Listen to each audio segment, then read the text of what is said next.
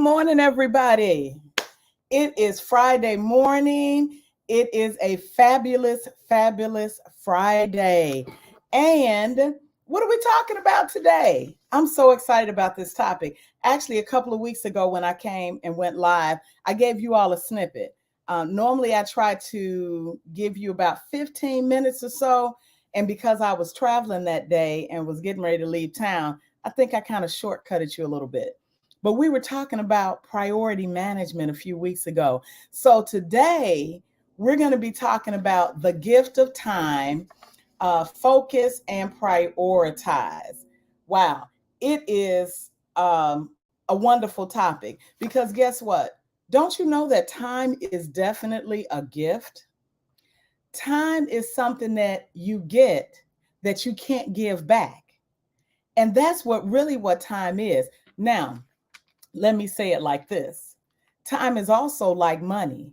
You can either waste it or you can spend it wisely. But time is a gift. And I really appreciate the gift of time. Interestingly, my husband and I read a devotional every morning. And for those that don't know, I am a spiritual woman. So everything that I do, from strategizing for my businesses and all of that, are always done with the lens of prayer over them. So my husband and I were doing a devotional this morning, and it was so interesting that it spoke directly to what I was gonna talk about today. And I told my husband, I said, honey, I think I'm gonna take this devotional and read it. So this is what it says, and this is a devotional by Christine Kane. It says, I fell into bed completely exhausted after another long day of meetings. I can so resonate with that. All I could think about was everything I still had left on my to-do list, including laundry sitting on the kitchen table, waiting for the angels to fold it, kids' uniforms that were not washed for school the next day, and an unreturned phone call to my mother, as well as an inbox so full it had stopped receiving any emails. I can resonate with that too. I have 7 emails, and I just said recently to my assistants that I need to just take one whole day, shut down, go through my email boxes, and clean them out. But it goes on to say, have you noticed that we spend a huge portion of our lives thinking about all the things we haven't done, what we do not have time for, and who we are not? Before our feet hit the ground in the morning, we already feel we are behind, lacking, or losing. And we go to bed at night feeling we never did quite enough. If we only focus on what we do not have or devalue the little we do have, we will surely despair. We need to arise, change our posture and perspective, and begin to see all that we have in Christ, all that we are in Christ, and all that we can do through Christ. So that's why I want to talk to you today about focus and priority. Many years ago, I heard an acronym for focus, and the acronym was firmly on course until success. And I never forgot, I probably heard that about 20 years ago, and I never forgot it because when I focus, that's what I want to do. I want to stay on course until I succeed at what I'm doing. So when you think about focus, think about being firmly or fastly or whatever the F you want, the F in focus, whatever that F means for you. But for me, it means staying firmly on course until success. What truly matters? What really matters? My newsletter from this week talked about what really matters. Where you focus your attention is where you will see the results. Now, they could be positive results or negative results. If you're focused on those things that are good, those things that are important, those things that will get you positive results or get you to the goal that you want, then those are the positive results. Put your energy into those things. But if you focus on worrying, if you focus on things that you can't control, A few weeks ago, a few lives ago, I read from the Serenity Prayer because even though it was founded in Alcoholics Anonymous and the whole one day at a time thing, it is so important for us to remember that God needs to grant us the serenity. This is a prayer to God. And the Serenity Prayer is much longer than what you typically see. But those first few lines said, God, grant me the serenity to accept the things I cannot change. Some things we cannot change. Those things that are in the control of someone else, we can't change them. So give us peace in those things. Accept the things that I cannot change. Courage to change the things that I can. Whew. In the spirit of transparency, a few lives ago, I admitted that as I've gotten older, when things have gotten harder for me, instead of me pressing through, I had gotten to the place where I was just shutting down, saying, I'll deal with that tomorrow. I don't want to deal with that today. But what I realized is that I had moved away from something that I was instructed to do at the beginning of the year as I was thinking about and planning for my year. And typically I start the year with a word, like so many other people do, kind of a focus. And the focus that I got for this year was to rest and to work. And I was like, oh yeah, I can do that. And so I kept hearing, no, you're not really hearing me right. It's not work and then rest from the work. It's rest first and then work. Because as you rest, you will get the strategy. You will get all of those things that you need for the work that you're supposed to do. Ruby, you've already put in a lot of work. So now it's time for your work to do the work.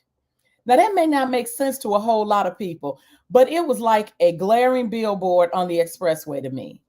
It really was, because sometimes we keep grinding and grinding and grinding and grinding, and we don't think that we really see results.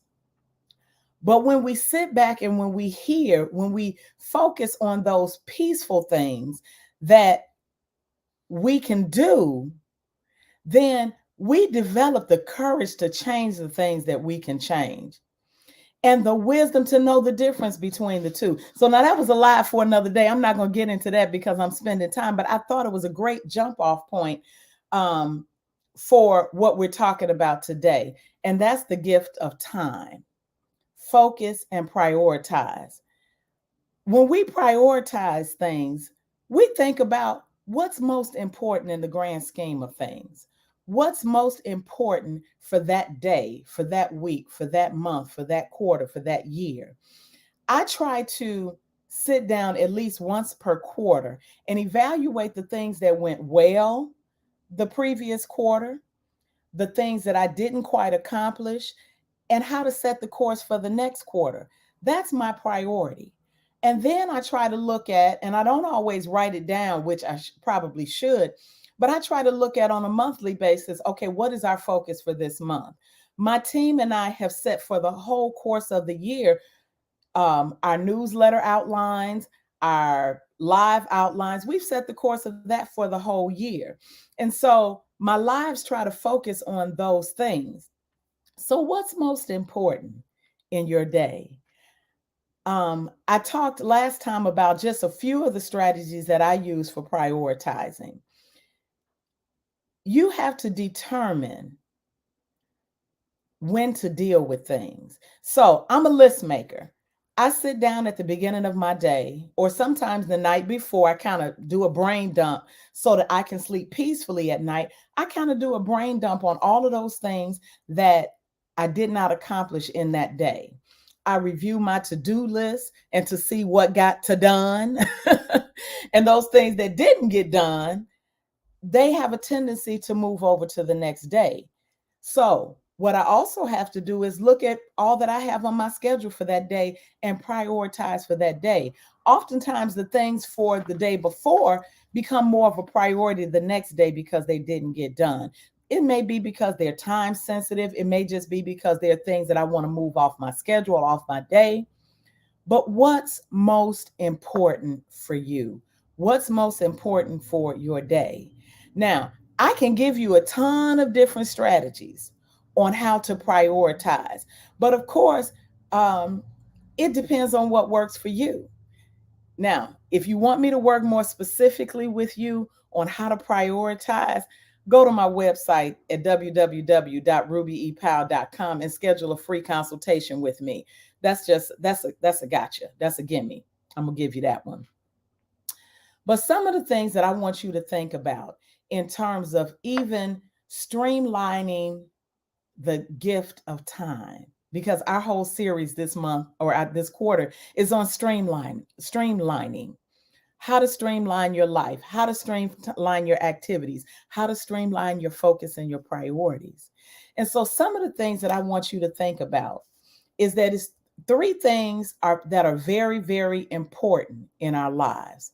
And number one, the first thing that's important is rest. If our bodies are not resting, if our bodies are not fulfilling or not feeling what we need, guess what? We can't do anything else. The next thing that's important is work.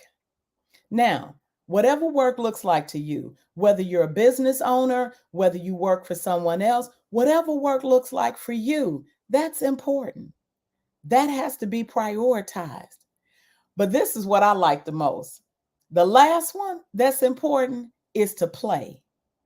I like to say that I play as hard as I work. I work as hard as I rest. And they all get in there together. You have to rest.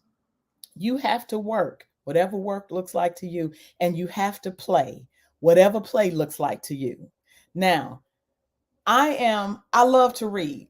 I've just rediscovered in the last year or so that I love recreational reading. I spent so many years in the realm of academia, working on degrees and working on certifications and all of those other things, that in the spirit of transparency, I got to the point where I said, I don't want to learn another thing. Is that crazy? Because I'm a lifelong learner. I got to the point where I said, I don't want to learn another thing. I just want to read something that's going to make me laugh, something that's going to make me smile, something that's going to make me relax. So it's important to rest, to work, and to play. It's important for your mental and physical wellness. It's also important to rest so that you can reconnect spiritually. When my mind is going 100 miles an hour, my husband used to say to me, he said, honey, you need to learn how to rest. And I used to say, oh, I sleep good at night. He said, no, you're not hearing me. You need to learn how to rest. Rest and sleep are not always synonymous. Rest means clearing your mind, and that's why it's important to prioritize your activities. When you rest, you can reconnect spiritually with your spiritual source. My spiritual source is God, so I'm always trying to reconnect with God on a daily basis. And then playing sometimes reconnect you to your support system. I love getting out. My kids and I, there's a park maybe about a quarter of a mile from our house. Sometimes we just get out and we walk down to the park and we swing on the swings. We climb on the monkey bars. Yep, 59-year-old me climb on the monkey bars. I do all of those things. Sometimes I can't run the way I used to, but sometimes they just get out there and we just run around. We laugh. We go on walks. We discover nature and we just have fun. Getting that vitamin D, getting that fresh air helps us to refocus. Focus your attention on where you want to see the results.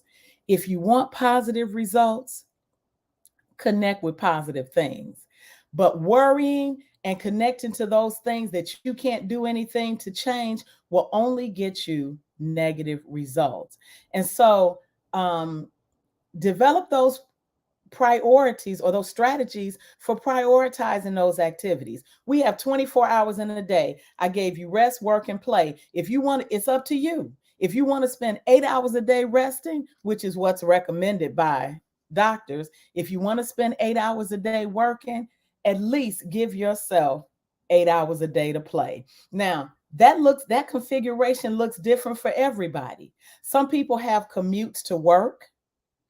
And during those times, that could be a rest time. You can put on restful music as you commute. Some people drive for work. You can put on restful music. You can put on I know a lot of people are into TikTok these days. I'm still growing in that area. But put on funny TikTok videos so that you can laugh while you're commuting. Whatever rest and play looks like, combining it with your work, do that for you. I use the analogy quite often that you can't help anybody else until you first help yourself. And one of the first things they tell you is when you get on when you get on an airplane going somewhere, one of the first things that they tell you is to put on your own oxygen mask before you try to help someone else. That's important because if you can't breathe, you can't reach over to help someone else. So the gift, all of that has to do with the gift of time. You can either spend it wisely or you can waste it. And if you need, again, if you need more strategies, if you need someone to help you to figure out your priorities and how to get in rest, work, and play, connect with me on Dr. Ruby E. Powell and Associate, drrubyepowell.com. Also, you can go there to subscribe to my newsletters. If you need to hear about how to take care of yourself, I have a whole newsletter series on self-care. You can go to the page of archive and read bunches and bunches of my newsletters that have been posted since February on how to take care of yourself. It's important. It's important to take care of yourself before you try to give to someone else. You can't pour from an empty cup. Dr. Ruby says, I'll see you in 2 weeks. Love and blessings to you.